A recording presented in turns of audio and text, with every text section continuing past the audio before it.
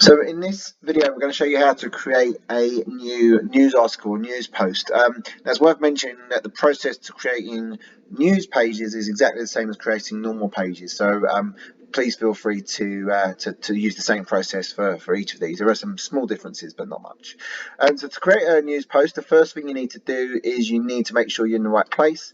What I tend to do is always click on the logo of the site you want to create the news page on. To get to your home page, and then I click the new button from there. You'll see there's the option to create various things. You can create news links, which is links to third-party sites, but for the purpose of today, we're only going to show you how to create a news post. So I'll click on news post. Now here you will have the option to create a news post from scratch. If you have already created some templates, they will appear in this area, but for now I'm going to assume that you haven't done that, so we're going to create a news post from scratch. So you click create post, and the first thing you need to do is give your news post a title. So in this instance here, I might put an update to the company. Good spell. And here you can also choose who you want to be the author of the article, so who has written the articles. If you're writing the page on behalf of someone, you can change that to someone else in your organization. It could be your CIO, it could be your boss, could be a colleague, etc. So there you go, there's an article. I've changed the author. The next thing you want to do is probably create an image on your page. So if you click change image,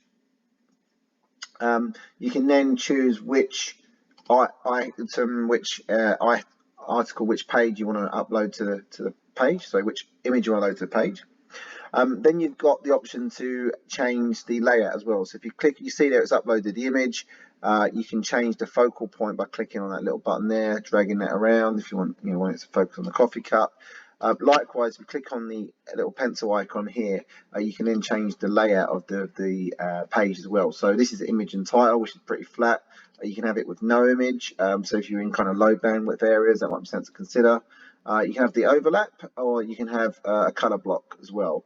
So this is quite nice if you want to make your text big and bold. You can then change the alignment to be left or right, so I'm going to leave this left aligned, and then you can also put some text above the title as well. So this might be called company update as a little feature there.